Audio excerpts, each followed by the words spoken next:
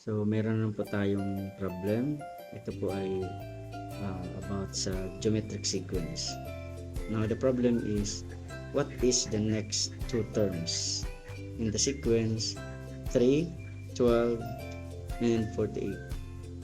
Okay, so paano po natin mahanap ang kasunod na terms? Okay, so ang gagawin po natin, i-identify po natin kung ano yung number na siyang naging dahilan kung bakit from 3 ay naging 12. Then from 12, naging 48. Now, sa previous po nating activity regarding the arithmetic sequence, ang ginawa po natin, pinagmaminus po natin siya. Pero ngayon, hindi na po siya kayang i-minus dahil malalaki po yung number na nadagdag bawat term. So, ngayon po, ang gagawin po natin ay hanapin po natin yung number na siyang dahilan na from 3 naging 12 siya. So, ano pong tawag doon? So, ang tawag po doon ay common ratio. So, yung common ratio, siya po yung naging number na siyang pinagmumultiply mula 3, then naging 12, then naging 48. So, paano yan? So, same as noon sa arithmetic sequence, gagawin mo ay, kung sa arithmetic sequence, minus mo ang 12 minus sa 3. Ngayon po ay 12 second term divided by first term. So, ang second term po natin ay ito po. So, 12.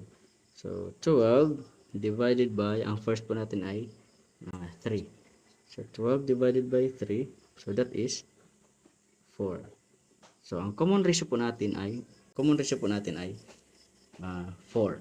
So, ito na po yung 4 ang pinagmumultiply sa first term. So, that is 3 times 4, so becomes 12.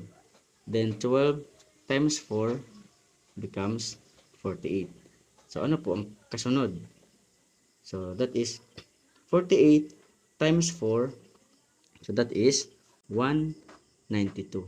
Then, times 4 para sa kasunod na term. So meron tayong sagot na first missing is 192 and the second missing is 768.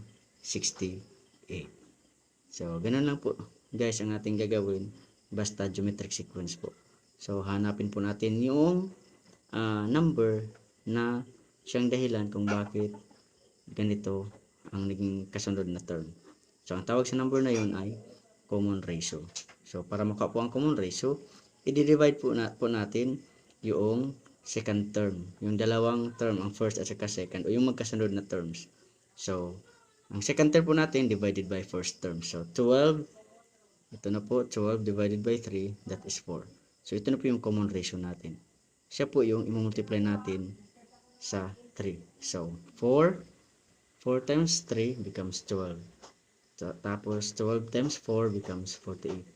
Then 48 times 4 becomes 192. And 192 times 4 becomes 768. Okay. Thank you po.